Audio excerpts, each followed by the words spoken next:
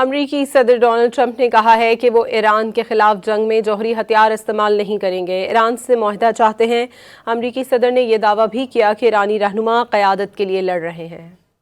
White house میں تقریب کے موقع پر میڈیا سے گفتگو کرتے ہوئے امریکی صدر ڈونلڈ ٹرمپ نے کہا کہ میں کیوں ایٹمی ہتھیار استعمال کروں گا، ہم نے تو روایتی جنگ سے ہی انہیں ختم کر دیا، جوہری ہتھیار کبھی بھی کسی کو استعمال کرنے کی اجازت نہیں دینی چاہیے۔ انہوں نے کہا وہ ایران سے بہترین معاہدہ کرنا چاہتے ہیں، معاہدہ تو وہ فوری طور پر کر سکتے ہیں مگر ایسا نہیں کرنا چاہتے کیونکہ ان کی خواہش ہے کہ ایران سے معاہدہ ہمیشہ قائم رہنے والا ہو۔ ٹرمپ نے یہ بھی دعویٰ کیا کہ نئے ایرانی قیادت ملک پر کنٹرول کے لیے آپس میں لڑ رہی ہے، ایران کو ایک موقع دیا ہے تاکہ وہ اپنے مسائل حل کر سکیں۔ They want to make a deal. We have been speaking to them, but they don't even know who's leading the country. They're in turmoil.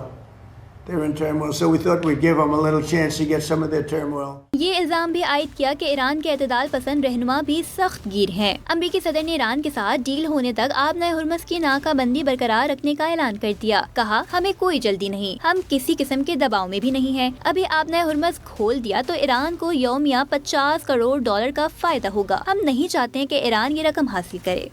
And they said, we will agree to open the strait. And all my people were happy. Everybody was happy except me. I said, wait a minute, if we open the strait, that means they're going to make $500 million a day. I don't want them to make $500 million a day until they...